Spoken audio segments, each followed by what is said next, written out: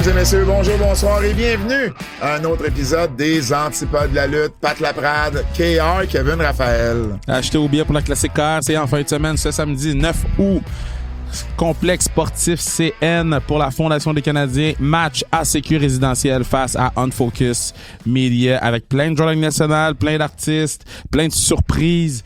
Par la suite, on a des anciens Canadiens, Steve Bégin et Mathieu Dandonneau qui feront des signatures d'autographes à 12h15. Puis finalement, le gros match, Anthony Duclair face à Team Raphaël. Il y a plusieurs joueurs des Canadiens comme Daubèche que j'ai vu ce matin, Alex Carrier et d'autres surprises qui s'en viennent. Donc, achetez vos billets sur le point de vente. Pour la Classique KR, achetez vos billets pour... Attends, prends une pause. Je regardais tes line-up de Classique KR. Puis c'est-tu moi ou t'as tout mis le Black Excellence avec Team Duclair cette année? Ça a juste à donner de même. T'as pas... corrige-moi, je me trompe, t'as pas un Black dans ton équipe? Ça a juste... Pour vrai, parce que moi, j'ai plus de filles que lui d'habitude. Okay. Fait que ça a donné que moi, j'avais presque toutes les filles puis que lui, il avait toutes les blacks. Mais ça a donné de même. j'ai vraiment... OK, c'est quoi, Kevin fait un heel turn à Classique KR10? Mais en plus, Zonan était dans mon équipe au début. Parce que pour vrai, là, Mathieu Joseph, Olivier Loussin, qui est chef Oli, Bill Zanon, Andy Mailly-Pressoir, Pierre-Olivier Joseph, Galacha OK, c'est beau! Boko Imama, je me suis Carl fait dire, Walcott, Daniel j'ai dit, j'ai Walcott. pas fait exprès, man, ça arrive. C'est pas grave. J'ai ri. Mais c'est vrai, toi, par contre, t'as Alexandra Labelle, moi, j'ai tout t'as le temps les Anne-Sophie filles dans mon Betté, club. t'as Jade Dany-Landry, t'as Eve Gascon dans les buts, mais ça, Eve Gascon, c'est un mur là, devant les buts. Là. Ben, MVP Classique KR, là. Gars ou fille, c'est un mur devant les buts. Là. Ben, les filles sont tout le temps meilleures que les gars classiques. Fait. Ariane Leblanc avait été MVP de son match l'année passée ou il y a 2 ans, je me souviens bien. Mais en fait, Emrance Machemeyer, Eve Gascon et Ariane Leblanc sont les seuls gardiens et gardiennes à avoir remporté un MVP à Classique KR. C'est fou, ça. Wow! Quand même, hein? Hey, sais-tu moi où il y a un nom qui est pas là, qui est habituellement là, d'habitude? Puis là, je veux pas te mettre en de spot, là. Comment il s'appelle? Il est là depuis la première classique. Derek? Non, ça arrive. OK. C'est correct. J'ai pas d'autres questions. Thomas Bordelot va être là. Vincent Desharnais va être là. Les frères Desnoyers seront là. Justin Morissette également. Danick Martineau qui avait scoré tout un but dans le concours d'échappée. Qu'on a revu à la cage au sport. Qu'on a revu la journée où le trophée est resté à la cage au sport alors que nous, on est partis. J'en parlais avec Max Courtois cette semaine sur le podcast, puis still une des meilleures anecdotes. Écoute, c'est les filles, c'est Anne-Sophie et Kim qui ont récupéré le trophée. Puis c'est pas Mégane Brouillard qui l'avait... Mégane était impliquée là-dedans, en tout cas. Oh, tout le monde était là. C'était très, très drôle. Joe Vellano, également du Canadien, fera partie de la classique. Donc, manquez pas ça. Ça va être tout un événement. Patrick Chevrefils, qui a été le e-bug du Canadien, qui a fait jaser, là, qui est un ancien lutteur, d'ailleurs, Patrick Chevrefils. Donc, beaucoup de monde. Ethan Gauthier, Jean-Philippe Bertrand. Ça va être une belle classique. Maya Labad, également. Choix de 5e ronde, la victoire. Catherine Dubois. Catherine Dubois aussi qui sera là. Donc, deux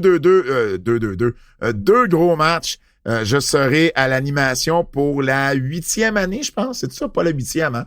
7. Attends, j'étais là en 2018. 18, 19, 20, 21, 22, 23, 24, 25. 8e année, quand même. 8e.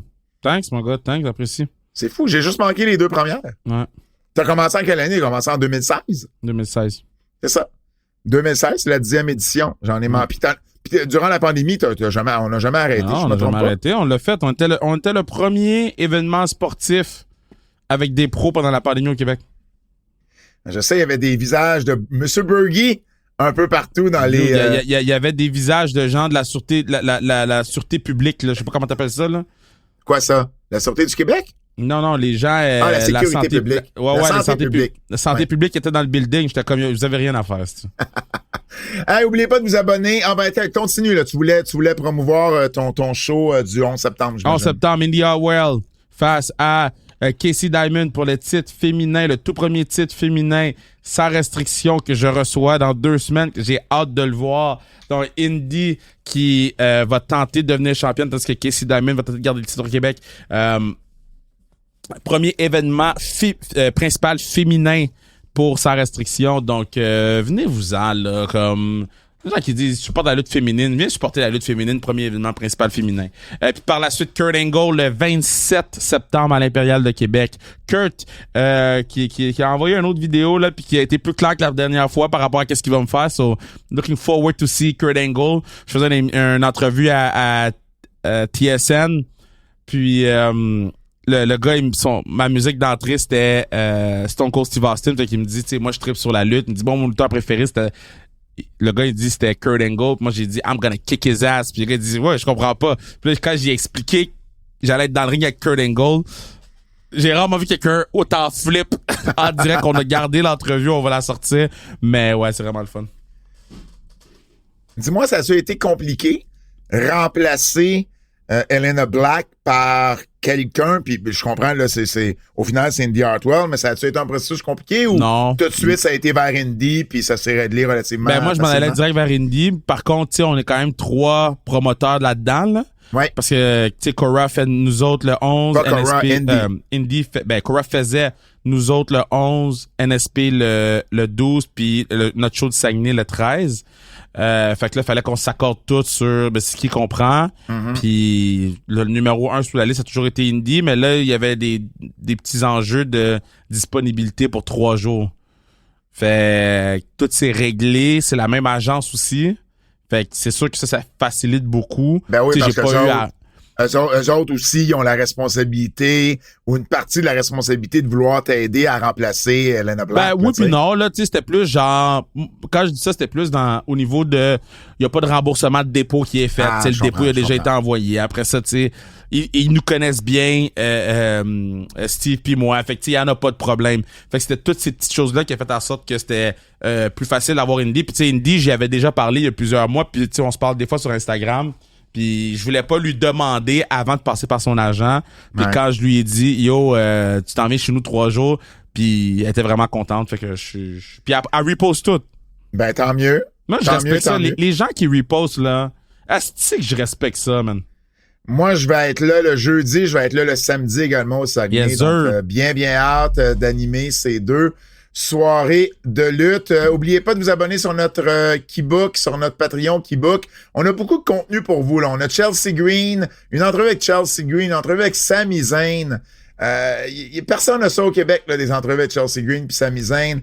On a les 2, on a une revue des 2 soirs de SummerSlam. R-Truth. On a eu R-Truth aussi dans les dernières semaines.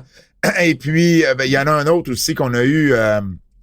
Zelena Vega qu'on a eu il y a quelques temps déjà. On a quand même des gros noms pour vous en entrevue. On a également eu notre podcast sur Hulk Hogan qui fait encore les manchettes. Donc, pour vrai, abonnez-vous à notre Patreon qui book. Là, ça vaut vraiment, vraiment la peine. On a différents forfaits pour vous, puis c'est pas très, très cher. Sur ce, allons-y tout de suite parce que c'est un gros podcast cette semaine. Allons-y tout de suite avec les nouvelles. Bon, Kev, c'était SummerSlam, mais je commencerai pas avec SummerSlam. Je vais commencer avec la fin du 2e soir de SummerSlam. Le retour de la bête, Brock Lesnar. Bon, nous, ça nous a surpris, là. Et on est tombé tout de suite en mode la bête, parce qu'on l'appelait comme ça à TVA Sport, puis on se relançait un et l'autre. Ça a eu une grosse réaction live. Ça, il n'y a pas de doute là-dessus. Tu t'es levé, toi, je me souviens. Je te checkais. Tu sais, tu t'attends pas à ça. Moi, John Cena vient de finir. Moi, je pense que c'est terminé. Puis, arrive la musique comme j'ai dit sur le Patreon, tu sais, quand j'ai vu que Cody a laissé le ring à Cena, je m'attendais à ce que quelque chose arrive. Mais je m'attendais pas à ce que ce soit Brock Lesnar, là. Tu sais, à la limite, je m'attendais à The Rock, mais Brock Lesnar... Bruh. Ouais, non, mais exactement, tu sais, exactement. Bon, de ce qu'on sait de tout ça, parce que ça faisait quand même 2 ans qu'on n'avait pas vu Brock Lesnar depuis SummerSlam 2023 lorsqu'il avait perdu contre Cody Rhodes. On se rappelle qu'il était planifié pour être dans le Royal Rumble 2024. On l'avait enlevé, puis on n'a plus jamais revu Brock Lesnar depuis. Il avait même été enlevé de 2K24, le jeu vidéo. De ce qu'on sait, Dave Meltzer a rapporté que ça faisait déjà 4 semaines que l'équipe légale de la WWE l'avait clairé et qu'il y avait eu une entente avec la WWE pour revenir. Michael Cole, sur le broadcast, a dit de son côté que il y avait... Il a dit « holy shit », là? Ben, il a dit qu'il avait parlé à Nick Khan et à Paul Levesque et il leur a posé la question, c'est quand vous avez déterminé que Brock était pour revenir? Et la réponse qu'il y avait eu, puis là, évidemment, c'est sur le broadcast qui dit ça, mais ça fit avec les informations de Meltzer. La réponse qu'il y a eu, c'est ça fait déjà quelques semaines, on lui a dit, on pense que c'est le temps pour toi de revenir à la maison. Puis Brock a répondu, OK, let's do it, let's go, on le fait. Et ce qu'on apprend également, ben, c'est que John Cena avait demandé de travailler avec Brock Lesnar une dernière fois dans sa tournée de retraite. Puis ben, c'est sûr qu'à partir du moment que Cena le demande, ben, du côté de la WWE, on va mettre les efforts pour voir si c'est une possibilité. Peu importe ce qu'il va demander, Cena, soit qu'il va l'avoir, on va vraiment faire tout en notre possible pour lui donner. Alors, je pense que c'est seulement pour une feud. En fait, ça, c'est la question. Est-ce que c'est seulement pour la feud avec Cena qui revient? Ou si il revient à plus long terme? Non, moi, je pense que c'est pour Clash à Paris. Là. Ah, c'est tôt que ça. Ah, ben, Clash à Paris. C'est dans 3 semaines? Mm-hmm. Ben, écoute, oui. S'il y a juste un match avec John Cena, est-ce qu'il pourrait avoir plus d'un match? Il reste pas assez de matchs à Cena pour qu'il y ait 2 matchs avec Brock. Là. Moi, je pense que graduellement, on va l'amener vers le futur là, pour qu'il prenne son pin puis qu'il s'en aille. Parce qu'en septembre, la WWE n'a pas de PLE. Et le prochain PLE, c'est Crown Jewel en Australie. Est-ce qu'on pourrait aussi l'amener en Australie? Mais je pense pas qu'ils vont faire un Cena Brock 2 en Australie parce qu'il va falloir qu'ils en fassent un 3. Ben, le 3, ça serait Survivor Series. Mais c'est ça, mais moi, je pense qu'ils vont envoyer d'autres lutteurs pour affronter John Cena. Mais c'est loin encore la retraite. Ah non, c'est pas loin, j'avoue, c'est à la fin de l'année. Décembre. Ben oui, c'est vrai, t'as raison, ça s'en vient vite, en fait. Comme il faut envoyer les kits bientôt, là, tu sais, on l'a fait Randy, on a fait Punk, là, on fait Brock, mais là, faut envoyer les autres, là. Ouais, ben ça, c'est ce qui va être à déterminer, c'est ce qui va être à voir. Est-ce qu'on va l'avoir 1 fois, 2 fois, 3 fois? Très possible que ce soit juste 1 fois. Maintenant, est-ce que Brock va rester avec la compagnie par la suite? Ça, j'ai pas plus la réponse à ça, mais voici ce qu'on sait à ce moment-ci.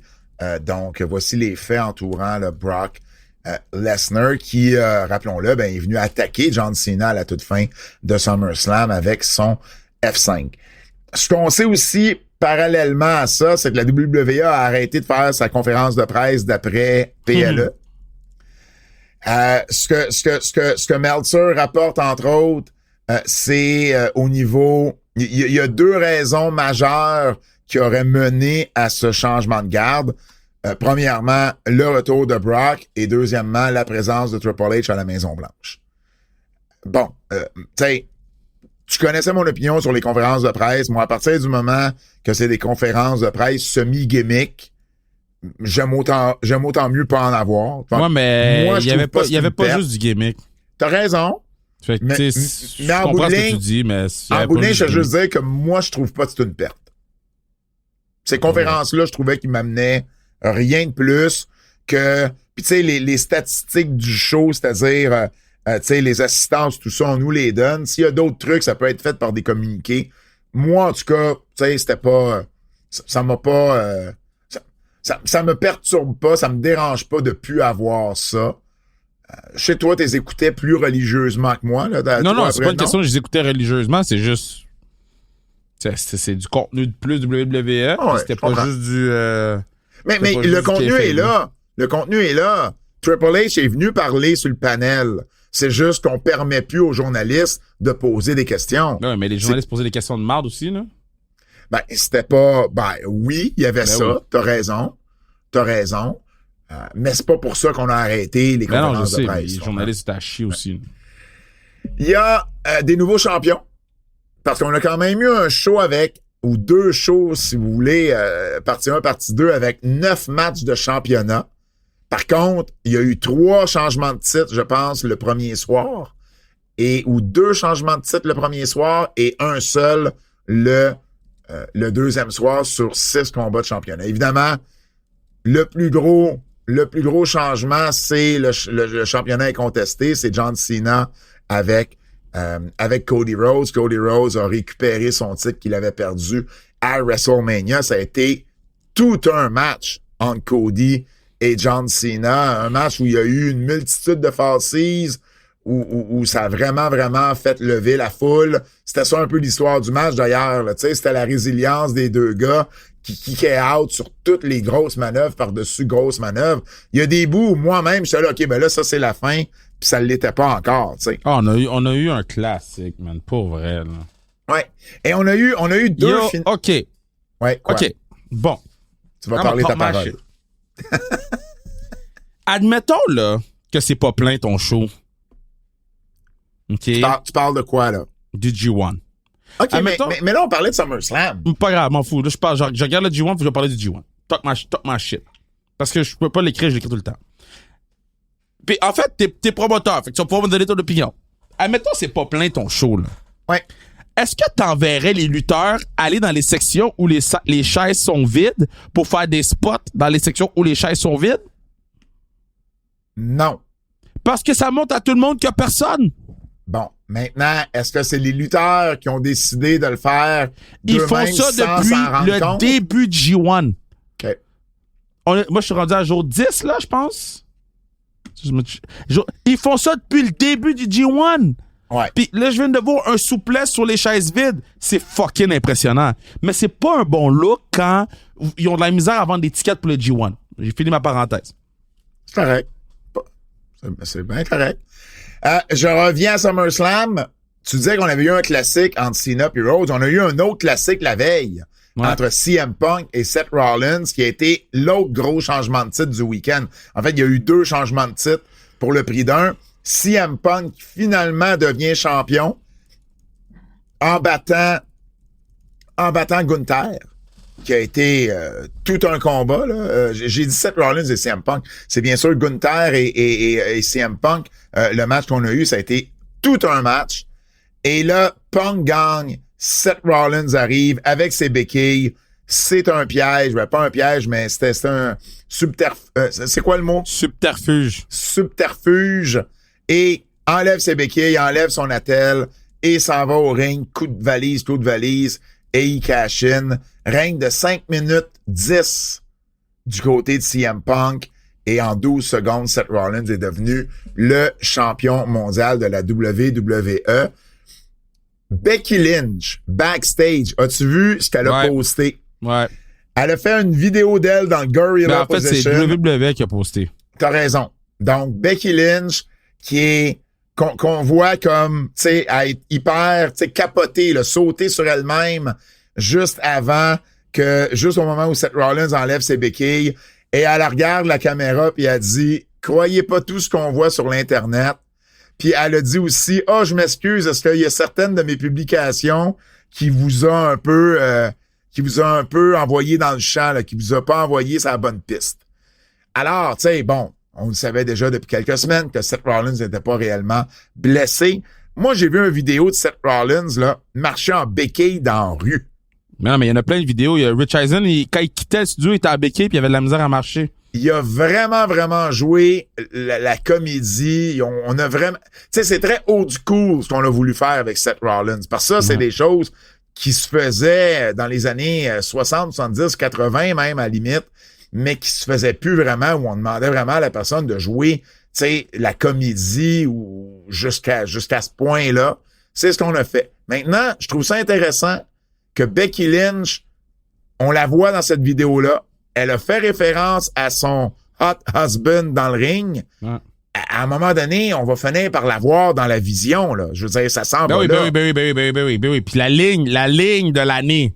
Ah, ben, ça, on peut en parler tout de suite. Je l'avais La ligne de l'année.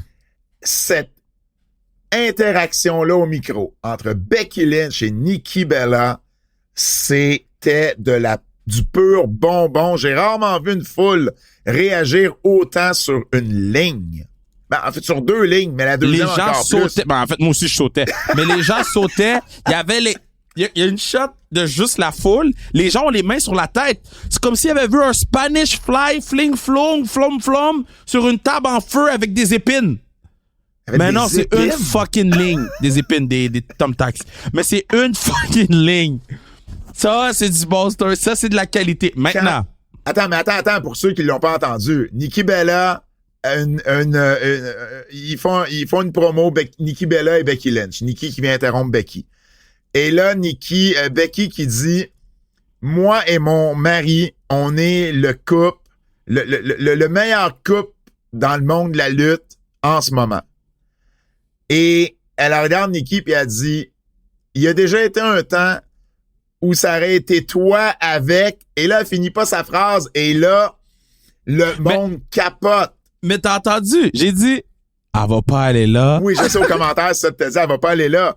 Puis elle a pas nommé John Cena, là, je dis, toi et, puis là, elle a arrêté, puis là, t'as vu Nikki Bella, elle va comme, wow, ça, en voulant dire, tu sais, je sais, clairement, c'est une ligne qui avait été approuvée, mais elle a réagi comme nous, on a réagi, c'est-à-dire, wow, t'as été là. Et là, la foule capote. Et là, tu penses que c'est tout. Et non, Becky en rajoute, puis elle dit « You can't see him anymore ». Et là, la foule est virée folle. Yo. Est virée folle. Mais là, ils vont nous donner ça dans un Saturday Night's Main Event, là. Nikki Bella puis John Cena contre Seth Rollins et Becky Lynch. Tu penses?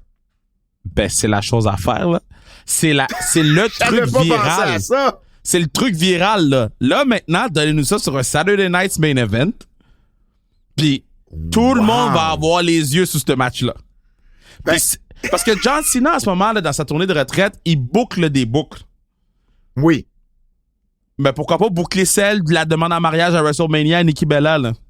Ben, On t'as gagne raison. le match, donne le petit câlin à la fin, les deux, tout le monde est content, t'as vu, tout va bien.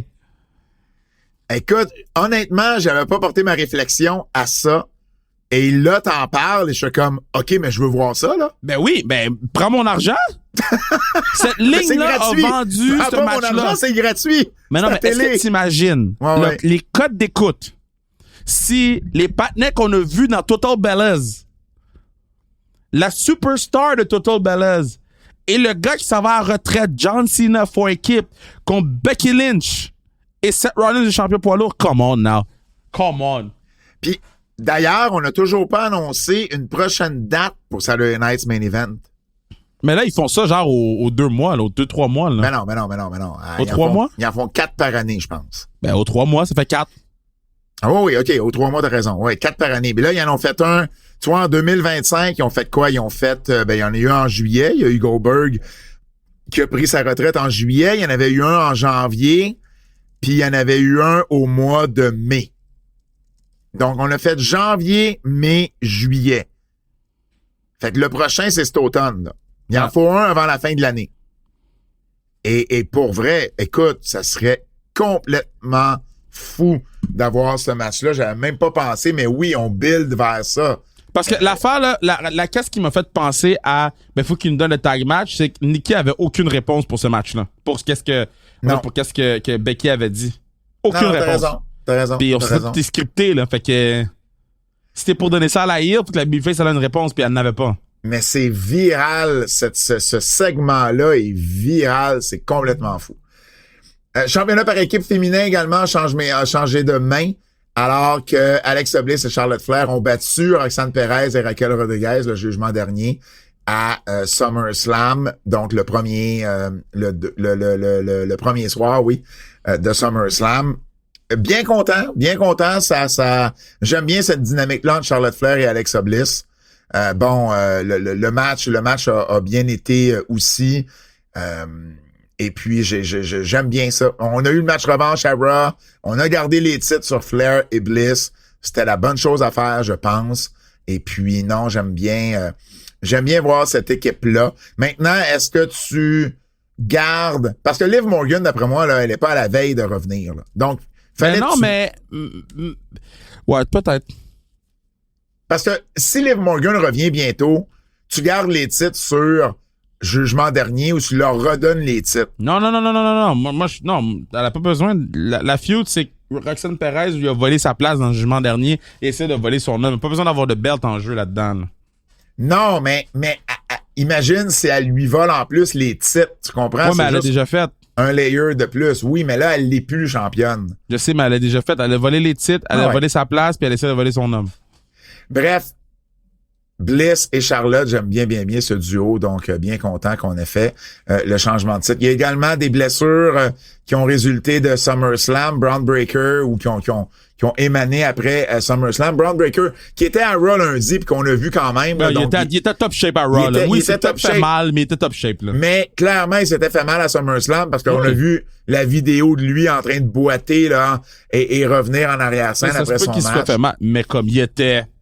Non, il était aussi vite que d'habitude. Ouais. Et Gunther, de son côté, Gunther, c'est une opération au nez. Donc, dans le fond, on a, comme on fait à certaines reprises, là, on a inventé une blessure pour cacher une vraie blessure. Il a besoin d'une opération à son nez.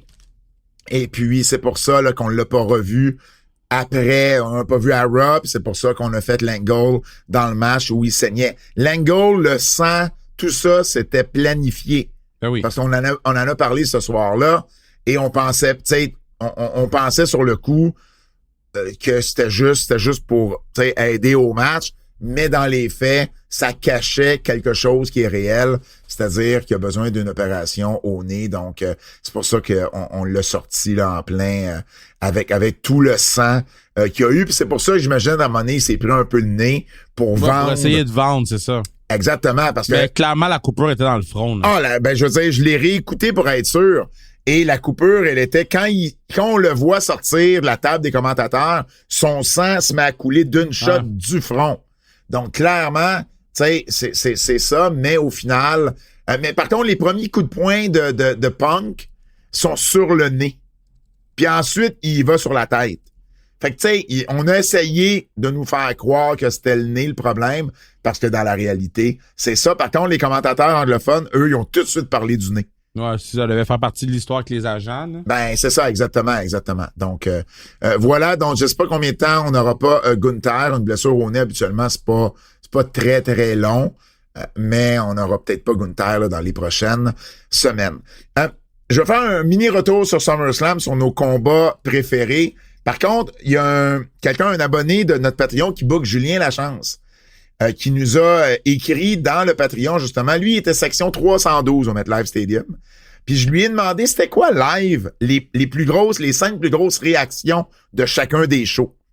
Mm-hmm. Et il m'a envoyé ça. Donc, le premier soir, c'est Seth Rollins qui cash in, qui a été la plus grosse réaction. Ensuite, la victoire de Punk. Ensuite, la victoire de Roman Reigns et Jey Uso. Ensuite, la victoire de Charlotte et Bliss. Et la dernière m'a fait rire. Quand ils ont éteint un spotlight qui nous éblouissait. Ça, c'est très drôle. Tu sais, il y a toujours un spotlight à monnaie, ce genre de show-là où tu vois rien, puis quand ils l'éteignent, tout le monde se met à applaudir. Le soir 2, il dit c'était le retour de Brock. Il dit pour vrai, la foule capotait. Ensuite, ça a été de l'entrée au finish, Cena contre Rose. C'est un peu, à part le spot, là, c'est un peu pas mal qu'est-ce qu'on voyait. Oui. L'entrée de Rhea Ripley en 3e. Le match par échelle, qui a été un gros match. Et les réactions pour Dirty Dom. Donc, ouais! Ouais. Donc, ça, c'est... merci, Julien, d'avoir partagé ça. Merci, Julien. Si je te demandais ton top 5 des 2 soirs, les 2 soirs combinés, tu me dirais quoi? Je te dirais Lesnar qui fait son retour, le match... Non, pas top 5 des matchs. Pas top 5 de ce qui s'est passé. Top 5 des matchs. Ouais. Pas dans l'ordre, là, mais TLC, Roman... Ben non, vas-y dans l'ordre, là. Ben là, vas-y dans l'ordre. Je vais aller... Cena, Cody... Ouais. Roman, Jay contre les Browns. Ouais. TLC, Punk Gunther, puis le Triple Threat féminin. Moi, je vais y aller avec Cody avec John, Punk avec Gunther, le TLC en troisième. En quatrième, je vais y aller avec... T'as-tu parlé du Triple Threat féminin? Oui. En quatrième... L'entrée avec Papa Sean, là. Le Triple Threat féminin, Naomi, Io Sky, puis Rhea Ripley. Puis en cinquième, Jey Uso, Roman contre Braun. Tu vois, si on regarde du côté de Cage Match, c'est très, très, très serré pour le match de la fin de semaine entre 3 combats. Donc, le match d'échelle, le TLC a 8,67, Punk Gunther 8,66, puis Cody Cena 8,58. Fait que, tu sais, les avis sont partagés. C'est mon top 3 aussi. 7,93 pour le triple menace féminin. Et puis, au 5e rang, à 7,06, Becky contre Lyra Valkyria. C'est vrai, Becky contre Lyra, j'ai oublié. Et à 7,02 au 6e rang, c'est le Jey Uso Roman contre Braun. Donc, voilà pour SummerSlam. En marge de SummerSlam, il y avait des essais de la WWE au New Jersey. Des try-outs en bon québécois. Et puis, il y avait quand même quelques noms du circuit indépendant. Il y avait entre autres LJ Cleary, qui est le fiancé de Lyra Valkyria, un Irlandais, mais qui lutte souvent aux États-Unis, puis qui a lutté à Noah aussi. Ben Bishop, qui était là également, qu'on a vu du côté des EW dans le passé. Il y avait également Rain Leverkusen, qui avait fait les try-outs à Londres plus tôt dans l'année, puis qui a été nommé, parce qu'il y a un compte Instagram qui s'appelle WWE Recruit. Et ils ont posté beaucoup d'images du try-out, entre autres la MVP ou le MVP du try-out, et c'était Rain Leverkusen qui a reçu ce titre-là d'MVP des try-outs. Tu te dis, si elle a reçu le MVP, il y a des bonnes chances qu'elle soit signée. Hein? On s'entend, là. Tu sais, elle travaille du côté de Eve, de Progress, en Angleterre. Donc, voilà, il y avait plusieurs talents du circuit indépendant, mais il y avait également, tu sais, les traditionnels là, des joueurs de football, du track and field. Il y avait un champion mondial de taekwondo. Il y avait même un acteur qui était là. Il y avait également, je sais pas si, t'as-tu déjà écouté, là, je veux pas dire n'importe quoi, mais il me semble que c'est bien elle, là. T'as-tu déjà écouté, oui, c'est ça, c'est bien elle, Curb Your Enthusiasm? Ouais, Kirby the Enthusiasm, ouais. Ouais, avec Larry David. Bon, mais celle qui a joué sa femme dans les premières saisons, l'actrice Cheryl Hines, elle est mariée avec Robert Kennedy Jr., Robert F. Kennedy Jr., là, qui fait partie du cabinet de Trump, qui est pas le moins controversé, là, on s'entend. Leur fille, donc, excuse-moi, pas leur fille, sa nièce, la nièce de Cheryl Hines, Zoé. Yo, tout ça pour me parler de sa nièce, bro. Non, mais c'est parce que je trouve ça, je veux dire, oui, tout ça pour te parler de sa nièce. Calisse de sa nièce, moi. Sa nièce est une joueuse de softball à Boston College qui a fait les try-outs également. Donc, Zoé Hines qui a fait les try-outs également. Ça se tenait là, au New Jersey Institute of Technology. Donc, bref, il y avait tout ça. Et il y avait également un Québécois, donc Ian Harrison. Vous l'avez sûrement vu passer là, si vous suivez un peu ce qui se passe au Québec sur les réseaux sociaux. Ian Harrison, qui a 21-22 ans, qui il a été extra. C'est celui qui avait eu le RKO de Randy Orton à Elimination Chamber à Toronto. Et puis, il a été extra à d'autres moments. Il va être extra également à Montréal puis à Québec dans les shows qui s'en viennent. Il a été à une école de lutte WWE également. Donc, il faisait également partie de ces try-outs. Je veux juste préciser une chose. Parce que j'ai entendu une entrevue aujourd'hui de Nick Patterson, qui est le promoteur de la MEW, à TSN Radio. Et il parlait de Ian Harrison parce que lui, tu sais, il book Ian Harrison depuis 2 ans. Là. C'est peut-être la promotion où Ian est le plus régulier, peut-être avec la NCW également. Et puis, les gars lui demandaient, tu sais, c'est quoi ça, les try-outs de la WWE, tu sais? Et lui, il a expliqué que les try-outs, c'était l'équivalent du combine de la LNH. La LNH? En disant que c'était les 50 meilleurs prospects que la WWE faisait venir. Et là, dans tout ça, Son point, c'était de dire que Ian Harrison faisait donc partie des 50 meilleurs prospects, tu sais, en marge de ceux et celles qui pourraient se faire signer par la WWE. Laisse-le, il veut vendre des tickets. Je comprends. Mais, puis ce que je vais vous dire là, je lui ai envoyé le même message à Nick. Il veut vendre du ticket, laisse-le tranquille. Non, parce que, Astic, on te pose une question dans une radio sportive généraliste avec des gens qui connaissent pas nécessairement la lutte et son produit. Puis il espère vendre du ticket. T'es en train, t'as pas besoin d'aller là pour vendre des tickets. C'est pas un historien, c'est un promoteur vendre des tickets. Ben, non, mais je suis pas plus d'accord, Astic. Il aurait pu trouver une façon. T'es pas obligé d'inventer une réalité à Ian Harrison pour le promouvoir. Ben, il a gagné, on en parle aux antipodes de la lutte, on n'aurait jamais parlé de ça. C'était le seul Québécois qui était à ces tryouts-là. C'est suffisant. Parce que c'est pas vrai, c'est comme le combine de la LNH. Parce que c'est pas vrai, c'est les top. Combine de la LNH, c'est les 50 meilleurs prospects en marge d'un repêchage. Ça, c'est pas ça du tout, là. T'as des gars pis des filles qui ont jamais lutté là-dedans. Il a gagné.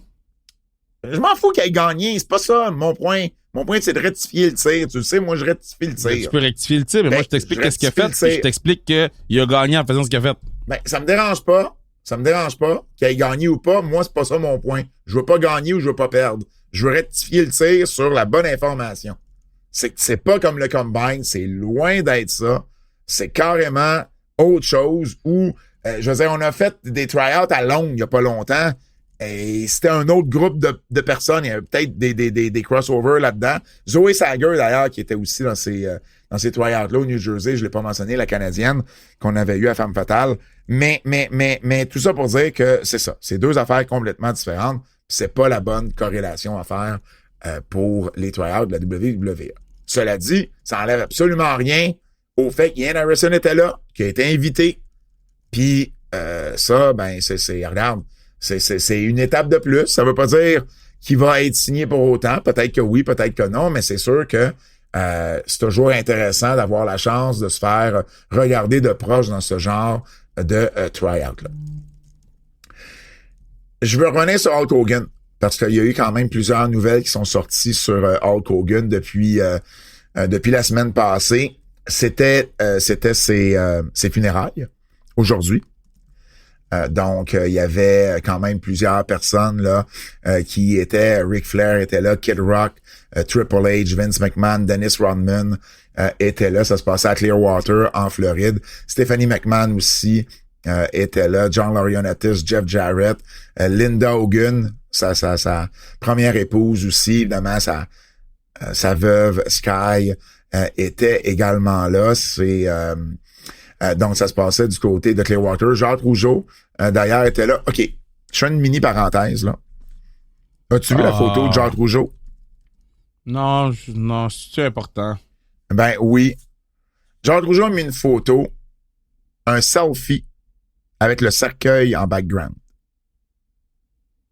Donc, il prend un selfie, lui, sa femme, puis le cercueil. Des photos dans un salon funéraire là, ou dans une affaire comme ça, là, comment? Ben, C'est plus nécessaire. Ça a déjà été une réalité dans les années 80. Là. Johnny Rougeau là, il est mort en 83. Puis je me souviens, là, dans les journaux, il y avait des photos du cercueil, de la famille à côté du cercueil. Ça s'est déjà fait. Ça fait 40 ans, ça se fait plus. Je voulais juste le mentionner. Sinon, ben, il y a quand même des nouvelles en lien avec Hogan qui sont sorties. Premièrement, la cause du décès a été officialisée. Donc, c'est bel et bien une attaque cardiaque, une crise cardiaque qui a mis fin au jour de Hulk Hogan. On a découvert qu'il y avait une condition médicale également avec son cœur, où son cœur battait pas de façon régulière, qu'il l'a pas aidé. Et on a également su que Hogan avait aussi un historique de leucémie. Ouais, c'est fou ça. Donc ça, c'est quelque chose qu'on ne savait pas. Brooke Hogan, elle semble... Il y a beaucoup de choses qui sortent à gauche puis à droite, là. Qu'est-ce que tu veux dire? Ben, Brooke, elle disait c'est pas ça qui était la cause du décès ou c'est pas ça qui est la vérité ou whatever. Ouais, mais en même temps, ça, écoute, de ce que je comprends, c'est suite, je veux dire, c'est les analyses que le service de police a fait, là, ou le coroner a fait, là. Je remets pas ça en doute, là. Ah, OK, je comprends. Moi, je t'explique juste que toute cette histoire-là commence à être très invasive, là. Parce qu'on sait... Je comprends pas toute l'affaire de Brooke, je comprends pas toute l'affaire de Nick, je comprends pas toute l'affaire de Lynn. Tu sais, il y a beaucoup... Brooke a dit que la femme de Hulk Sky faisait partie de l'église de Scientologie, puis qu'elle elle voulait se tenir loin de tout ça. Puis c'est une des raisons pourquoi elle s'est tenue loin de son père à un moment donné. Ouais, mais elle a dit bien les affaires Brooke, c'est juste ça. Non, t'as raison. T'as raison là-dessus. La chose la plus folle, je pense, qui est arrivée, là, puis qu'on a su par la suite, là. Tu savais-tu qu'Hulk Hogan, la journée qu'Hogan est décédé, là, Vince McMahon avait un accident de char. Ça, c'est fou, man. Puis t'imagines si les deux étaient morts la même journée? Oh, bro! Ça aurait pas eu de sens. Et là, il y a une date même à la cour qui est planifiée au mois d'août. Parce que, bon, c'est peut-être Vince McMahon qui serait le plus responsable des deux conducteurs dans cet accident-là. Donc, bref, j'ai juste trouvé ça fou que la journée qu'Hogan décède, Vince McMahon ait un gros accident d'auto à ce niveau-là. Bon, bref, qu'est-ce qu'il y a eu d'autre? Linda McMahon a parlé, Linda McMahon a dit qu'elle était vraiment triste de perdre celui qu'elle considérait comme l'amour de sa vie, que les deux s'étaient rencontrés lorsqu'ils étaient jeunes, et que même malgré le divorce et tout, que c'est quelqu'un qu'elle oubliera jamais, puis qui lui manquait. Et tu sais, ils ont quand même eu 2 enfants ensemble, puis ils ont été longtemps ensemble.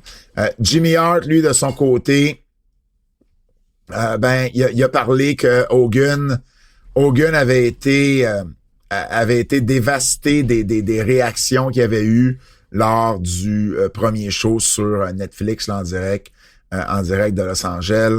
Il y a également le gouverneur de la Floride, Ron DeSantis, qui a dit, en fait, le 1er août, ça a été la journée Hulk Hogan en Floride. On a baissé le drapeau de la Floride à moitié pour lui rendre un dernier hommage. Tu sais, Hogan venait pas de là. Hogan, il est pas né en Floride.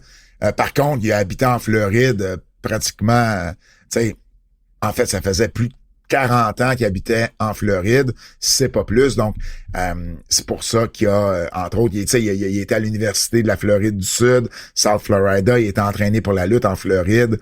Il y avait encore une maison là-bas, il y avait son Hogan's Hangout qui était à Clearwater, il y a un magasin, aussi une boutique souvenir d'Hogan à Orlando. Donc, tu sais, il y a quand même plusieurs choses d'Hogan en Floride, mais c'est juste pour démontrer à quel point ça a été un gros décès. Maintenant, il y a plein de documentaires là, qu'on entend parler. Donc, il y a un documentaire qui a débuté, je crois c'est jeudi cette semaine, à Fox Nation, qui va s'appeler The Life of Hulk Hogan, avec, entre autres, Goldberg qui est interviewé, les Hardys qui sont interviewés également. C'est un documentaire de 30 minutes. En fait, il est déjà disponible, le documentaire. C'est un documentaire de 30 minutes. Ensuite...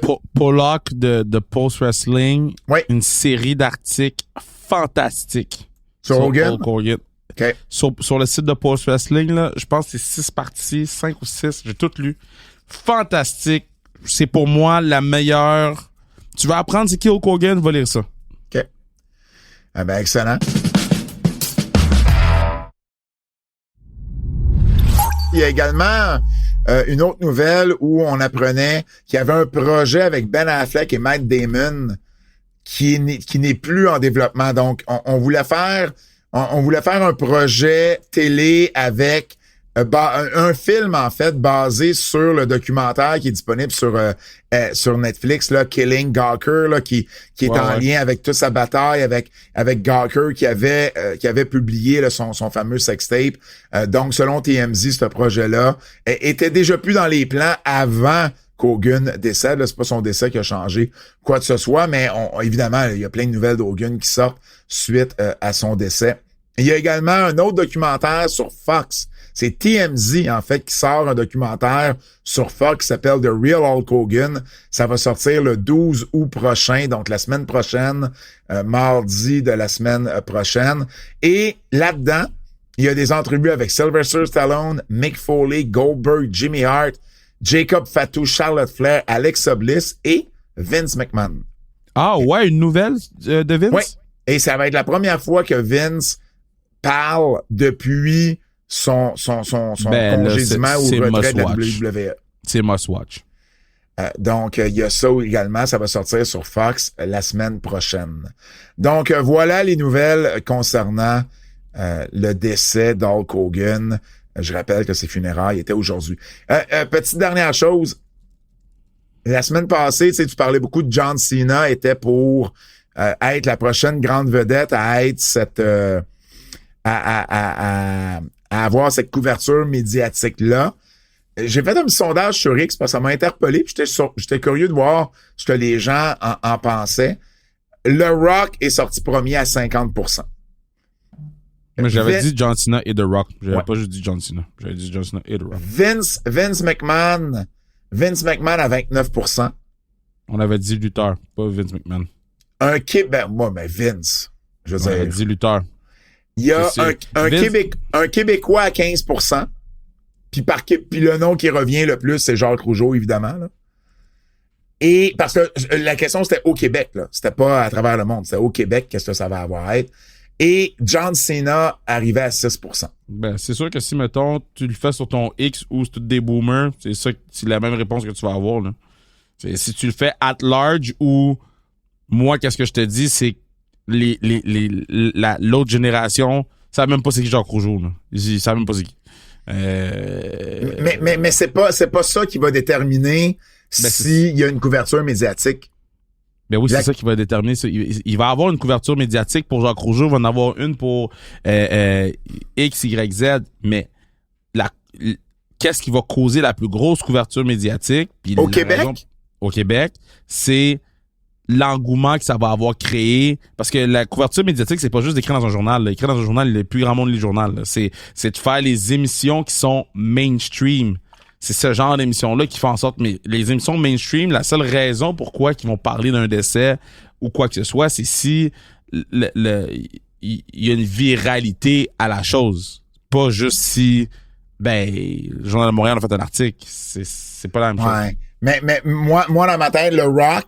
Le Rock, c'est celui qui va en avoir le plus. Oui, mais Par ça, contre, j'ai dit The Rock. Oui, non, absolument. Le Rock, on s'entendait là-dessus.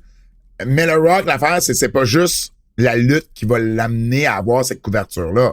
C'est principalement, en fait, Hollywood. Tu comprends? La lutte, tu peux pas le dissocier de la lutte.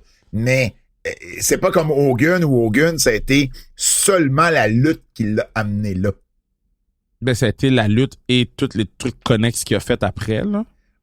Mais principalement la lutte. Le Hollywood, ça n'a jamais marché vraiment pour Hogan. Non, mais je sais que c'est principalement la lutte, mais je veux dire, tu sais, moi, je persiste à croire que si demain matin ou si dans 10 ans, John Cena meurt, le truc, ça va même pas être drôle. Là. Mais au Québec, mais moi, je suis aucunement d'accord avec ça.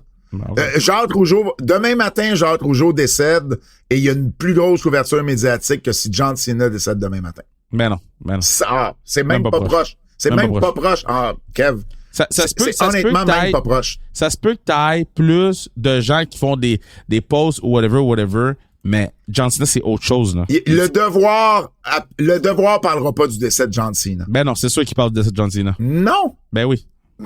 Tu surestimes l'importance de John Cena. Je surestime pas l'importance de John Cena.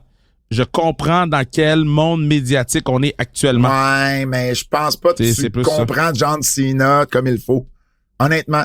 Il y a même, puis c'est pas moi qui dis ça, mais il y a même quelqu'un qui m'a écrit, puis je vais taire son nom, pour me dire que ton take sur John Cena en lien avec sa couverture médiatique, la journée qu'il va décéder, c'est plus absurde que toi qui bats Kurt Angle.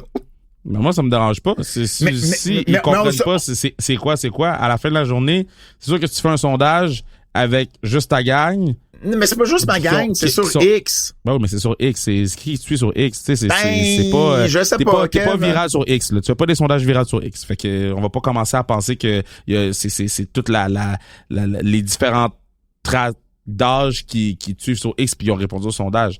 Qu'est-ce que je dis, c'est avec l'impact que John Cena a à un autre, à un ex. On vient de parler d'une ligne qui a vendu Saturday Night's Main Event, puis ils ont même pas nommé le nom du patinet, puis on savait que c'était le patinet. Tu sais, puis je comprends que tu me dis au Québec, mais pour moi, puis pour, en fait,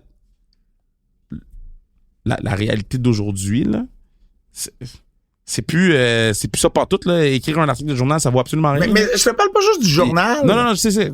La couverture, pour moi, une couverture médiatique, c'est journaux, radio, télévision, c'est les bulletins de nouvelles, c'est ça. C'est plus tout juste ça. Ben c'est oui, plus mais juste ça. OK, mais c'est tout ce qu'on voit sur TikTok, c'est tout ce qu'on voit sur Instagram, c'est tout ce qu'on voit sur YouTube. Ça aussi, c'est des médias aujourd'hui. Puis toutes ces 3 plateformes-là, il va pratiquement rien avoir sur Jacques Rougeau s'il meurt demain par rapport à si John Cena meurt demain. Parce que je comprends que vous pensez que les médias traditionnels, c'est les médias, mais la couverture médiatique va au-delà de, comme tu as dit, les journaux, la télé, la radio, patati patata. La raison pourquoi ils nous envoient faire 1 million de podcasts quand il y a une annonce à faire, parce que c'est rendu des médias. OK. Puis au Québec, là, tu vas me dire que Hogan a été viral juste au Québec sur TikTok. Hogan n'a pas été viral sur TikTok. Hein? Hogan n'a pas été viral sur TikTok. Exact. C'est ça. Ben, si John Cena meurt demain, tout le monde parle de ça. C'est tout le monde sur les réseaux sociaux. Focus. Mais je te parle au Québec, là. Je te parle pas aux États-Unis ou ailleurs dans le monde. Au Québec. Si John Cena meurt demain. Fait les influenceurs TikTok en ce moment au Québec parlent de John Cena. Si John Cena meurt demain, sur Instagram, sur TikTok, sur YouTube, ça va parler de John Cena. Je te dis pas que c'est moins important que Hogan, mais c'est juste que il faut faire la part des choses. Il y a les médias traditionnels qui sont une chose, mais le média de masse actuellement, c'est sur les réseaux sociaux. Fait que si on veut dire un impact médiatique, ben ça va être John Cena. Si on veut dire un impact sur les médias traditionnels, ben je peux être d'accord avec toi que ça va être Jacques Rougeau puis whatever. Mais en termes de médias au complet, là, si on prend l'enveloppe au complet, c'est même pas proche. Mais moi je pense au Québec seulement, là, parce qu'on s'entend, on parle juste du Québec. Moi je pense que tu surestimes les gens qui savent c'est qui John Cena versus ceux qui savent c'est qui Hulk Hogan. Non, moi je pense que puis on parlait du prochain là. Puis moi je pense que tu comprends pas c'est qui John Cena auprès des gens. Puis tu comprends pas c'est qui Hulk Hogan auprès des gens. Okay. Moi je suis avec des jeunes tout le temps.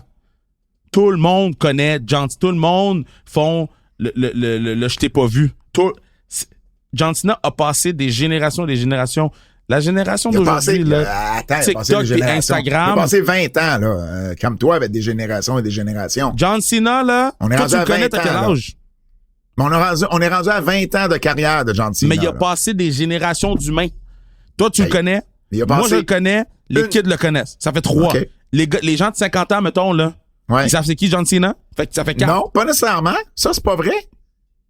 Moi, j'ai été interviewé, là, tu vas me dire, c'est les médias traditionnels, mais tu me parles de gens de 50 ans. Moi, j'ai été interviewé par des gens qui savent pas c'est qui John Cena, mais qui savent c'est qui Hulk Hogan.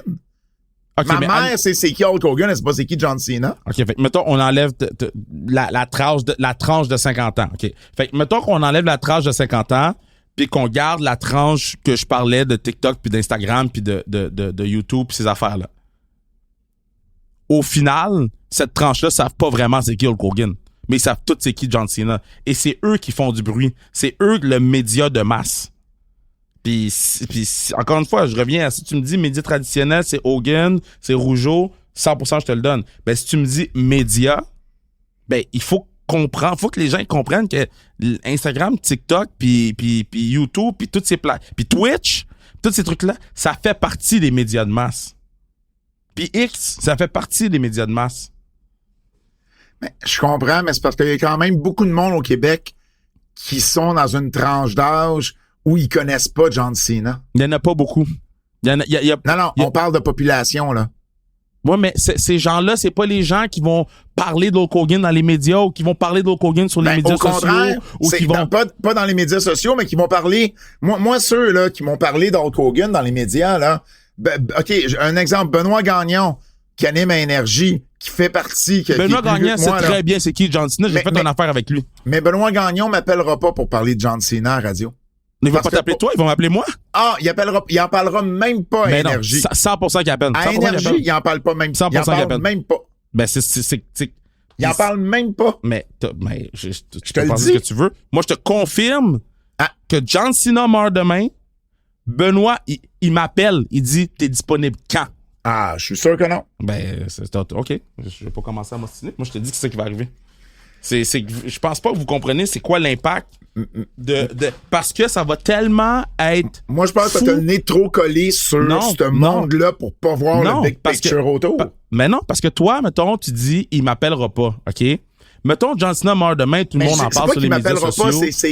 Il en parlera pas. 100% qu'il en parle. Je me rappelle pas la dernière fois qu'il y a eu le décès d'un lutteur où ils en ont parlé dans des radios musicales comme C'est quoi puis Énergie. Parce qu'il y avait pas. Parce que des Hulk Hogan, c'est 1 de 1, puis des John Cena, c'est 1 de 1. Ah, mais c'est là, ça, c'est l'autre débat, c'est tu mets John Cena plus haut qu'il l'est vraiment.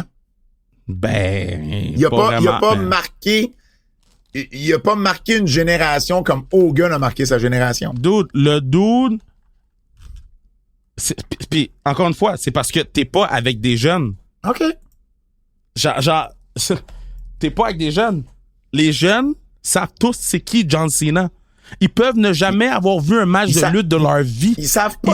Non. Ça, c'est 100%. Pas 100%. Ça, c'est pas vrai que John Cena a la même réputation qu'Hogan.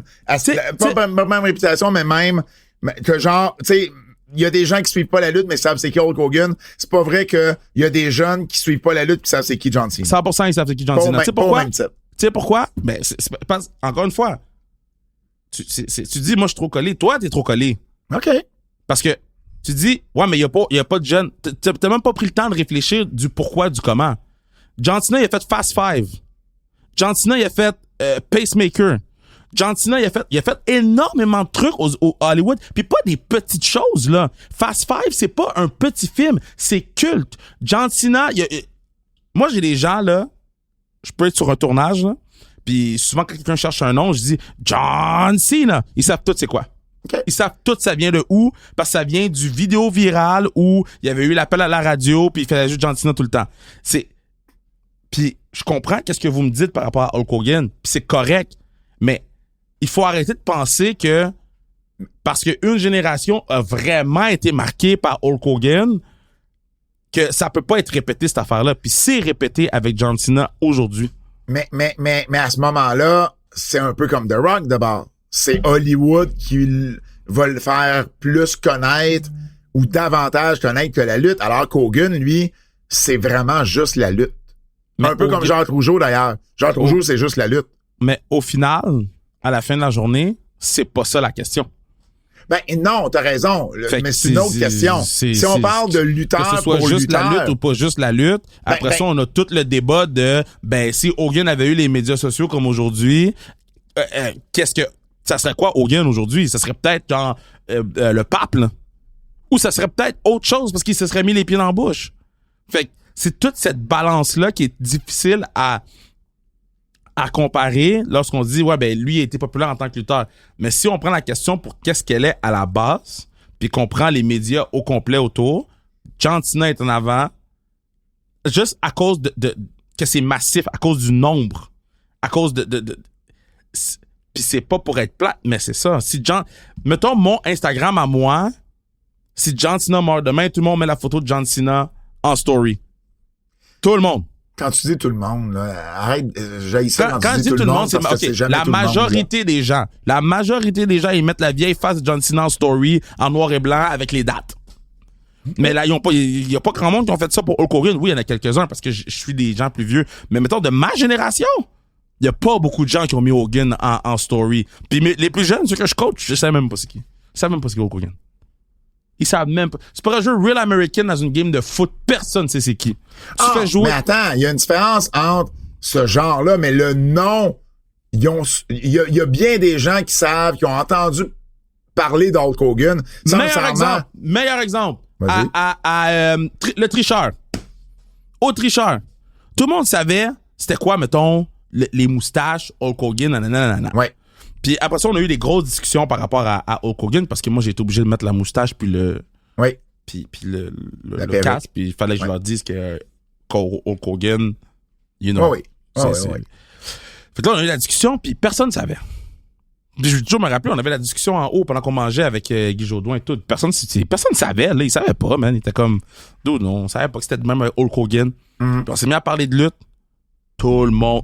Puis sur la table, il y avait. Puis je te dis pas que Guy Jodoin savait c'était qui John Cena parce que j'ai pas porté attention. Mais on a tellement eu de discussions sur moi j'écoutais plus quand il y avait John Cena. Moi j'écoute plus maintenant. Tu te fais à TVA Sport. Mais John Cena reste un ancre d'une époque. Comme Hulk Hogan était l'encre d'une autre époque. À la différence qu'il y avait plus de gens qui écoutaient la lutte à l'époque d'Hogan qu'à l'époque de Cena. À la télé. Ben, majoritairement à la télé, oui, mais la lutte, je veux dire... Fait que le vidéo de Brock Lesnar qui est revenu, qui a fait 72 millions de vues en 12 heures, il faisait ça, Hogan? Non! Il y a plus de gens qui écoutent la lutte maintenant qu'ils l'écoutaient avant. By far. Ouais, là, attends, même pas proche. Ben non. Il y a pas plus de gens qui écoutent la lutte maintenant. Il y a plus de gens qui consomment de la lutte maintenant que dans le temps de Hogan de loin. Ben non. Même pas proche. Ben non. Pat, attends, si tu tournes ta phrase puis que tu me dis qu'il y a plus de gens qui voient passer du contenu de lutte. Ben, voir passer du contenu de lutte, ça veut dire consommer de la lutte. Ben non, pour moi, consommer de la lutte, c'est vraiment regarder des shows de lutte. C'est pas ça. Si par consommer, tu veux dire qu'ils voient passer des trucs de lutte sur leurs différents feeds de réseaux sociaux et tout ça. Oui, ça existait pas à l'époque. Le monde est plus petit qu'il a jamais été, puis c'est beaucoup plus facile. Il y a plus de gens qui consomment la lutte maintenant qu'avant. Ben, OK, dans ce sens-là, mais c'est parce que c'est important de définir consommer. Ben, consommer, ça veut dire des gens qui, mettons là, je joue mon passer téléphone, des trucs de lutte, mais c'était pas possible à l'époque. Mais c'était pas possible à l'époque. Ben, je sais, mais c'est toi qui as dit, moi, je te juste un fait, là. J'ai juste dit qu'il y avait plus de monde. Il y a plus de monde qui écoute la lutte, qui écoutait la lutte dans le temps d'Hogan, qui écoutait la lutte. Puis quand je dis écouter, ça veut dire vraiment suivre la lutte. C'est ça, je veux dire. On s'entend. On dit pas la même chose, là. C'est pas le même mot. Consommer puis suivre, c'est pas la même chose. Ben, tu sais, il y a aussi le fait que on ne présente plus la lutte de la même façon non plus, là. Tu sais, mettons, je comprends qu'il y a plus de gens qui consommaient la lutte dans le temps de Hogan, mais les temps étaient complètement différents. Qui suivaient la lutte. Les temps étaient complètement différents. Les offres étaient pas autant que maintenant. 100%. Fait que je suis pas mal sûr que si il y avait un overflow d'offres dans le temps, comme il y a maintenant, mais les gens se dispatcheraient dans différents flots. Mais pour les mêmes raisons qu'on n'aura plus jamais 11 millions de personnes qui vont écouter la lutte un lundi soir. Tu comprends? Ça n'existera plus, ça. Ben, ça existe parce que c'est impossible. Mais il y a pas plus 11 millions de personnes qui écoutent ou qui suivent la lutte le lundi soir en incluant le reste. Tu comprends? Non, mais moi, je suis pas d'accord parce que, mettons, tu dis, que les gens, ils suivent pas la lutte. Les gens suivent la lutte, là. Si tu regardes les médias sociaux de WWE, le nombre de followers qu'ils ont, le nombre de trucs qu'ils ont, les gens suivent le produit. C'est pas vrai que les gens, ils suivent pas le produit, ils le suivent différemment. Moi, mettons, j'ai pas le câble chez nous. Pour moi qui écoute, non, mais attends, là. Pour moi, quelqu'un qui voit passer 2 reels par semaine de la WWE, il suit pas la lutte. Mais non, mais ça tombe sur son feed. Ben non, mais s'il suit WWE, c'est qu'il a fait l'action de vouloir suivre la WWE pour voir passer du contenu de lutte sur son feed. Il a pas fait, c'est pas arrivé au hasard. Mais non, mais il est pas obligé de suivre pour voir. Je vois passer des clips du podcast 5 à 7. Mais je parle pas d'eux. Je parle pas de ces gens-là. Moi, je te parle des gens qui ont pris la décision de cliquer follow pour avoir du contenu. Puis si on va sur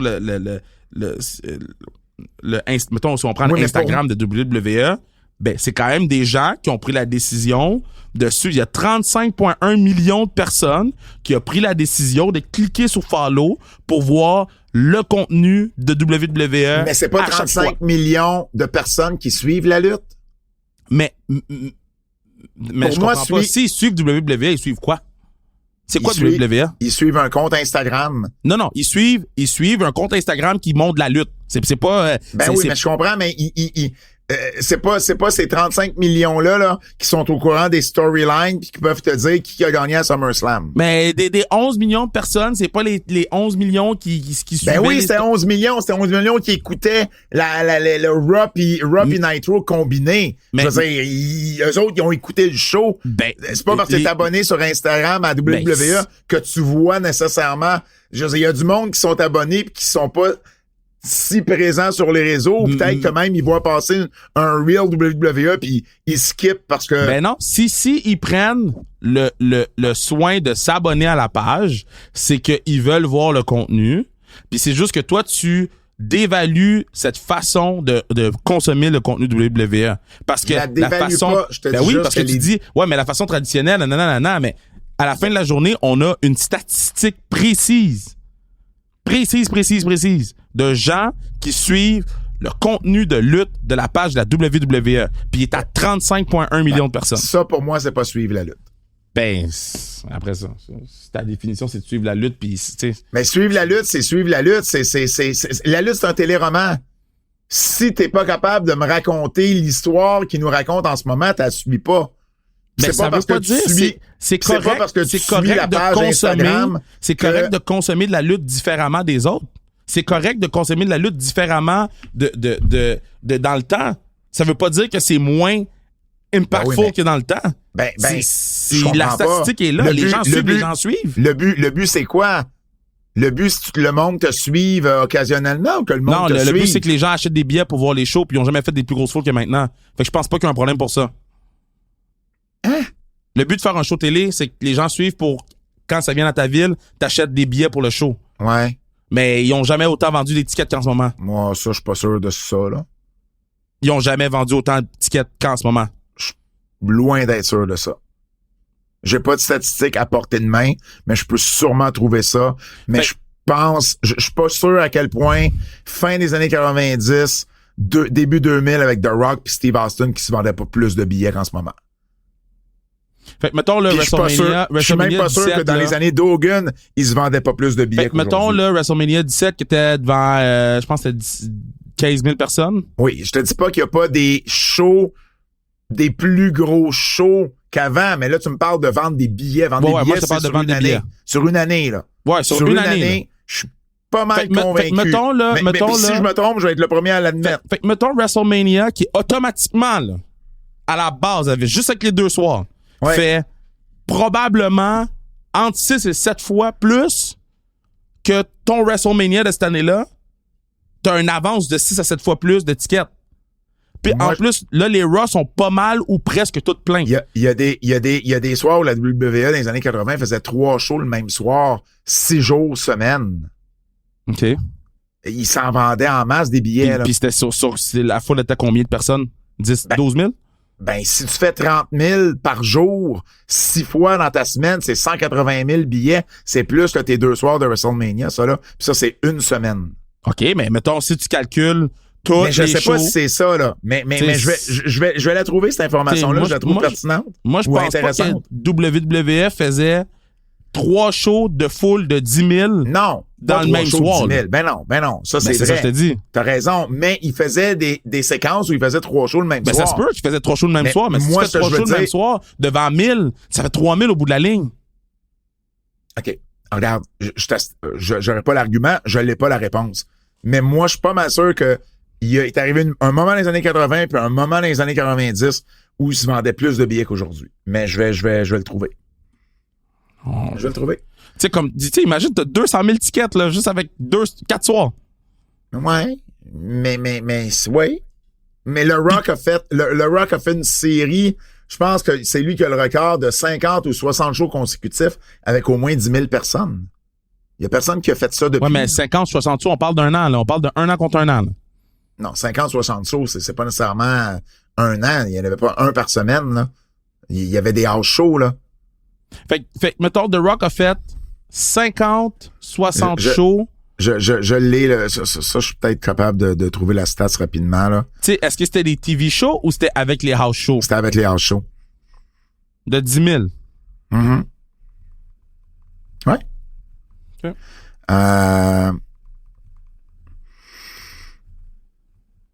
j'essaie juste de voir si je suis capable d'avoir la réponse rapidement. Puis sinon, ben je t'aurai la... En tout cas, moi, je suis persuadé à croire qu'ils vendent plus de tickets que jamais. Puis ils font plus d'argent sur chaque ticket que jamais. Tu sais... J'ai pas la réponse là vite de même là, mais je vais t'arriver avec les réponses pour la semaine prochaine. Je veux dernière nouvelle avant qu'on aille ailleurs là, puis qu'on soit trop long. Le nombre de billets pour les... Ben d'ailleurs, on parlait... Il y a 110 millions de personnes qui les suivent sur YouTube. Là. Arrêtez, là. Ouais. 110 millions, là. Mais c'est pas parce que tu es suivi sur YouTube que tu vois le contenu. Oui, mais Pat, ils ont pris la décision. Ils ont pris la décision. C'est comme quelqu'un qui prend la décision de s'asseoir pour écouter telle affaire, mais eux ont pris la décision de suivre la page YouTube, puis qu'à chaque fois que quelque chose passe, c'est sur leur feed à eux. OK. C'est une plateforme, c'est pas genre Instagram que ça apparaît sur ton feed. Là. Non. Ça, faut que tu choisisses qu'est-ce que tu veux regarder. Moi, je suis abonné à la page YouTube de la WWE, Kev. Ouais. Je vais peut-être voir cette page-là 2 fois par mois. Mais je comprends ce que tu veux dire. Je suis sûrement pas le seul. Tu consommes ça de façon différente à la fin de la journée. Mais je suis sûrement pas le seul. Mais je comprends, mais la statistique reste qu'il y a 110 millions de personnes qui ont choisi de suivre la page de diffusion. Enlevons tout Instagram puis TikTok, là. Oui, mais pour moi, c'est fou, là. Mais pour moi, c'est une statistique vide. Parce que ça veut pas dire qu'ils consomment le produit parce qu'ils sont abonnés à la page. Ben oui, mais tu check les views. Check les views. Oui. Ça va te dire si ça consomme plus. Les views encore là. Les views, c'est plus précis que Nielsen. Mais attends, ben oui et non. Ben oui. OK, fait que si je vais voir la même vidéo 3 fois, ça compte pour 3 views? Mais tu l'as-tu écouté 3 fois? Oui. Oui, mais ça compte. OK. Mais à ce moment-là, c'est pas plus précis. En fait, c'est différemment précis. Oui, c'est plus précis que Nielsen. Nielsen, il se base sur un petit groupe de gens, puis il l'extrapole à ce que ça pourrait être selon un calcul mathématique. Là, l'autre affaire, c'est des gens qui sont assis puis qui le regardent 8 fois ou 12 fois ou une fois, mais ça veut ils pas le regardent pareil. Ça veut pas dire qu'il y a autant de personnes qui l'ont regardé que le nombre de views que ça fait. Puis c'est la même chose pour Nielsen. Puis après ça, quelqu'un qui les écoute à TV. Oublie Nielsen, là. Ben, je peux pas l'oublier. C'est ça qui calcule le nombre de personnes qui dit qu'il y a 11 millions de personnes qui écoutaient la lutte le lundi. C'est pas quelqu'un qui a compté les 11 millions de personnes. C'est Nielsen qui ont mis des machines chez certaines personnes puis ça donne 11 millions. L'autre affaire, c'est que tu peux regarder pendant 3 secondes, ça va compter. Il y a un nombre. C'est plus que 3 secondes. C'est combien? Me semble que c'est au moins 10 ou 12 secondes. Trouver, ça a changé. Bon. Mais on s'entend-tu qu'il y a une vidéo qui dure 3 minutes, si t'en as écouté 12 secondes, t'as-tu vraiment écouté la vidéo? Ben, c'est la même chose avec Nielsen. Si t'as ouvert ta télévision pis t'étais pas devant ta télévision pis que, mettons, t'écoutais un show avant pis que le show a roulé, tu dormais, tu l'as pas écouté, tu l'as-tu écouté le show? Ben, c'est ça, c'est la même chose, là. OK. Parlant de vente de billets, parce qu'on parlait de vente de billets, SummerSlam a fait, selon la WWE, 53 161 le premier soir. Selon Wrestle Tickets, 50 493. C'est 30 secondes at least sur secondes. YouTube. 56 430, 60 561 par la WWE le deuxième soir. 56 434 par Wrestle Tickets. Ce qui fait, au final, on parle de 113 722 du côté de la WWE, 106 927 du côté de Wrestle Tickets. On est à peu près au même endroit. On est à peu près au même endroit. Mais c'est pas mal tout le temps comme ça, c'est changé. ça. Ouais. Nombre de billets pour la WWE au Québec, parce qu'il faut pas oublier que ça vient au Québec. Vendredi, SmackDown en direct du Centre Bell. Lundi prochain, Raw en direct du Centre Vidéotron à Québec.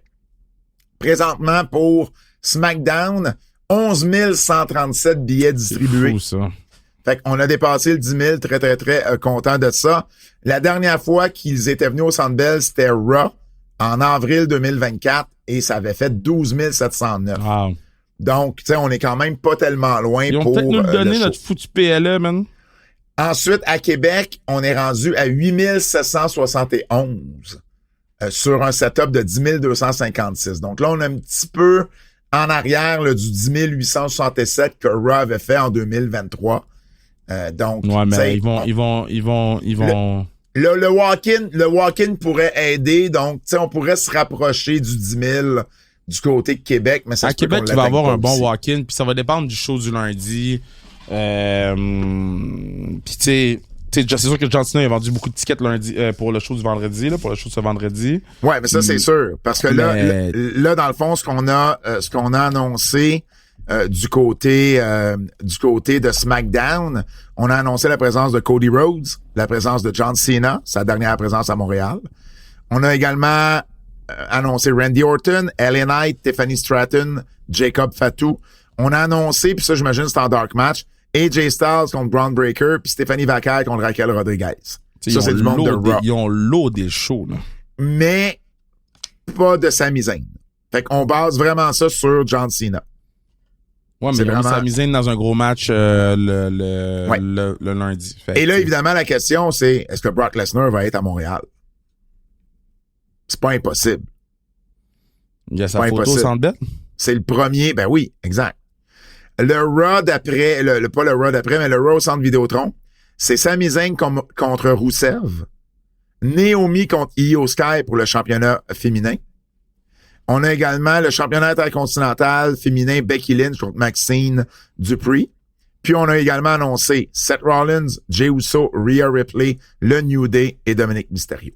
Donc, voilà les mises à jour là, du côté des shows de Montréal et de Québec. Mais quand même, là, on pourrait avoir là, au-dessus de 20 000 personnes les deux shows combinés à la fin du week-end. D'ailleurs, ben moi, tu vois, c'est la première fois qu'on me demande ça. Le Journal de Montréal, le Journal de Québec m'ont demandé d'écrire des articles. J'ai 4 articles de planifier avec eux autres à partir de vendredi jusqu'à mardi de la semaine prochaine. C'est la première fois qu'on me demande ça pour le Journal de Montréal et le Journal de Québec. Fait que je trouve ça très, très cool. Si vous voulez plus de nouvelles, ben ça se passe du côté de notre Patreon qui book les nouvelles en extra exclusivement. C'est quand la dernière fois que John Cena est venu à Montréal? Patreon qui book. Je sais pas. Par cœur, je sais pas. Faudrait que je cherche. Peut-être pour ça qu'ils m'ont demandé de faire des articles. L'information. Hein? Peut-être pour ça qu'ils m'ont demandé de faire des articles. Il y a un hype autour de John Cena. Puis que c'est sa retraite. Puis que c'est. Non. Non. Pourquoi ils ont demandé de faire des articles d'abord? Parce que c'est l'été et je pense que ça va remplir des pages de parler de lutte et que voilà. Je pense pas que c'est ça. Ben, je peux te confirmer que si ça avait été durant la saison du Canadien de Montréal, il y aurait pas la même couverture. D'ailleurs, il y a bien des gens qui se demandent si la couverture médiatique d'Hogan aurait eu la même couverture si ça avait été en pleine saison ou à un moment, mettons, je sais pas, le Canadien est en playoffs. Non, mais là c'est soyons sérieux, là. Mais, cela dit, je ne pense pas que ce soit ça. Mais on m'a pas donné de raison outre ce qu'on m'a demandé. Mais c'est une bonne question, par exemple, parce que j'avais pas pensé de l'indiquer dans mon article. Puis, ça pourrait être une bonne info à aller chercher. Si vous voulez plus de nouvelles, ça se passe uniquement sur notre Patreon qui book. Les nouvelles en extra exclusivement sur notre Patreon qui book. Les nouvelles en extra, on va les faire demain, je pense. Moi. Cette semaine, on parle d'un changement de titre du côté des EW, des nouvelles concernant WWE Speed. Également, les meilleurs matchs de l'histoire de SummerSlam. Il y a des blessés aussi, donc beaucoup de nouvelles. Un gros épisode là, des nouvelles en extra exclusivement sur notre Patreon qui book. Lutte québécoise. Lutte québécoise. On recommence. Lutte québécoise. Laissez pas tranquille. Lutte québécoise, rapidement, deux shows cette fin de semaine, samedi en fait, à Bécancour, K-Mania 3 à 19h. Show qui est habituellement le dimanche que j'anime. Là, parce qu'ils le font le samedi, j'ai déjà la classique KR, donc je peux pas l'animer, mais bon, il va y avoir plusieurs, il va y avoir les enfants de cœur, en fait, qui vont être là. Kevin Beru, Bam Bam Gartin, Leah Sparks contre Danny Léo, championnat de la FCL, Léo Sunshine Harvey contre Sean Mason et championnat par équipe TDT contre les Chabot. Mentionnez également qu'il y a une école de lutte de la FCL à Shawinigan qui prend les inscriptions en ce moment. Mathieu Saint-Jacques qui est un des coachs avec Alex Silva et Matt Classic. Moi, j'ai quelqu'un qui s'entraîne là-bas. Ah, je peux juste dire ça de même. Donc. J'ai quelqu'un qui... Soyez là le 11 septembre. J'ai quelqu'un qui s'entraîne là-bas. Puis nous aussi, on peut avoir des celebrity matches. Je vais juste dire ça comme ça. Bon, j'ai bien hâte de voir c'est qui. Il y a également samedi soir, Rage sur la 4e rue du côté de la NSPW. Show qui devait avoir lieu au Stade Canac. Et il y a eu, un manque de communication entre la NSPW puis le Stade Canac. Puis c'est peut-être un peu plus du côté du Stade Canac que la NSPW. Là, c'est pas la NSPW qui est responsable, mais au final, on avait promis une date qui était pas possible. Puis là, il y a eu du changement dans le staff. Puis là, finalement, on a dit à la NSPW, mais non, on peut pas vous donner cette date-là au Stade Canac. C'était peut-être une bonne chose. La vente de billets allait pas nécessairement bien à ce niveau-là. Donc, c'est peut-être un mal pour un bien. Bref, au lieu de faire Rage au Stade Canac, c'est Rage sur la 4e rue. Ça va être au Centre Horizon. Michel Plante va défendre son titre de la NSPW dans son Bravo à la NSPW qui s'est bien retourné pour vrai. Là. Pour vrai, là, ils sont vraiment bien retournés. Ouais. Puis, mal respect. Puis quand je dis un mal pour un bien, là, je pense qu'il n'y avait pas 200 billets de vendus pour le Stade Canac. Non, c'est pas grave. Ils sont bien retournés. Ben oui, parce que là, ben au moins, s'ils peuvent faire 300-400 à Horizon pour un show d'été, ben ça va être bien. Michel Plante, oui, qui va défendre son titre de la NSPW contre Lou Farrell, Pee-Wee et Dylan Donovan. Aiden Bright contre Sean Martel, Benjamin Toll contre Steven Sullivan. On a également Degenerate contre Marco Estrada contre Box. Belmore, le South Shore Wrecking Crew contre le trio de Chris Tara, Travis Toxic et Tyler Knox. Jason Gray contre Ian Pike, Zach Patterson contre Alex Silva. Et en avant-show, les Red Kingdom contre Brian Colt et L. Rick. Alors voilà, les portes ouvrent à 19h, le pre-show à 19h30. Le Japon.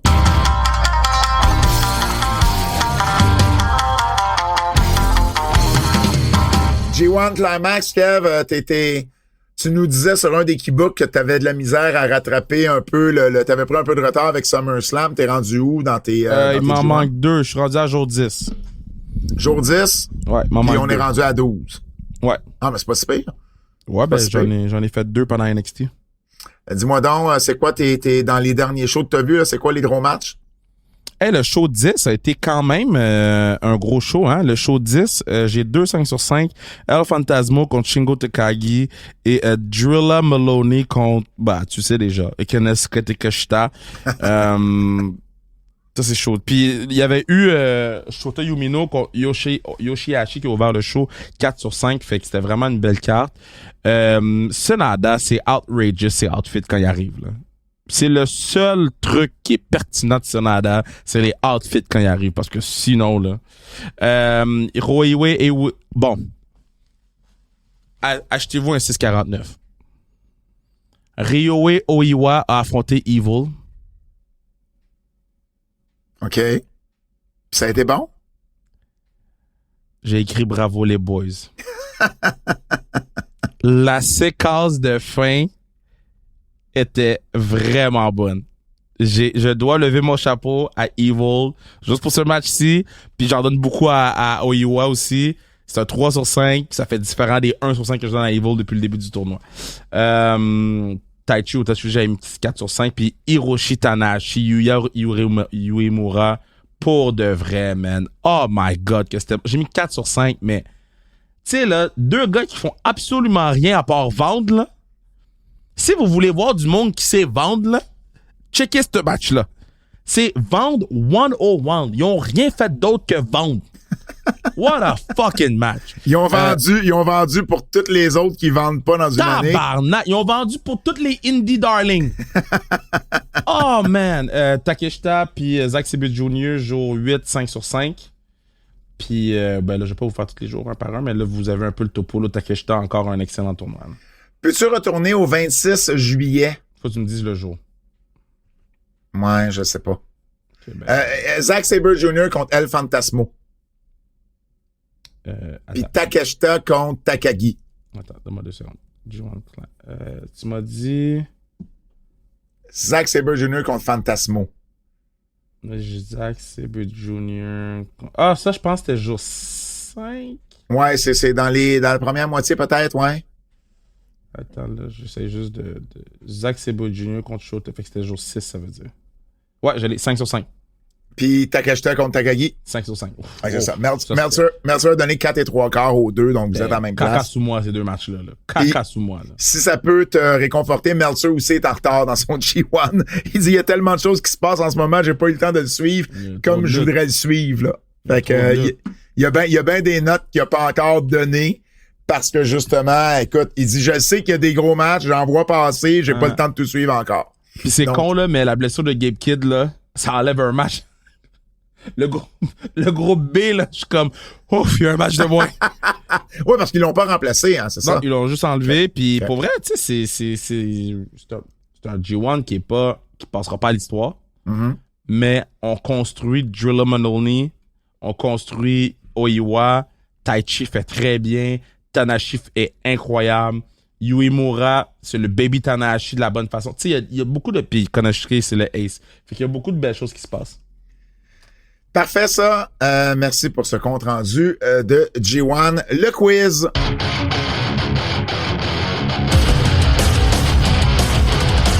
Le quiz de notre ami Jérôme Jacques de Bold J. Quel a été votre moment préféré de SummerSlam entre le match Punk-Gunther suivi du cash-in de Rollins ou Cena-Cody suivi du retour de Brock? Non, mais c'est Brock. Ton moment préféré? Moi, mon moment préféré, c'est Punk-Gunther suivi du cash-in de Rollins. Non, moi, c'est le match avec le retour de Brock. Là. OK. Quelle est votre version préférée de Rhea Ripley entre Babyface ou Heel? Heel. Je trouve qu'elle a plus de marge de manœuvre comme heel. Comme Babyface, elle se promène vers le tweener parce que c'est qu'est-ce qu'elle est. Mais elle est tellement over que ça va être dur de la remettre heel, j'ai l'impression. Quel sera le main event d'une des deux soirées de WrestleMania 42 entre Punk contre Seth ou Roman contre Seth? Parce qu'on a vu Roman revenir à Raw cette semaine. Contre Seth, le match, là. Ça va WrestleMania, c'est Roman contre Seth, hein? OK, mais tu verrais-tu un rematch du triple menace qu'on a eu avec Punk dans le mix aussi? Je trouve ça... Arrêtons les triple menaces dans les main events, là. Mais pour le titre, tu sais, c'est parce que la dernière fois, il n'y avait pas de titre. Là, ça serait pour un titre. OK, ça marche. En tout cas, peut-être, mais Roman, Seth, c'est sûr que ça, c'est des deux, là, entre les deux, c'est Roman et Seth. Merci beaucoup d'avoir été à l'écoute. Achetez vos billets pour la Classique KR. On se voit, c'est ce samedi, le 9 août. Vous ne voulez pas manquer cette journée-là. Ça va être une belle journée, puis pour une bonne cause. En plus, sur ce, on se dit à la semaine prochaine. C'est un rendez-vous.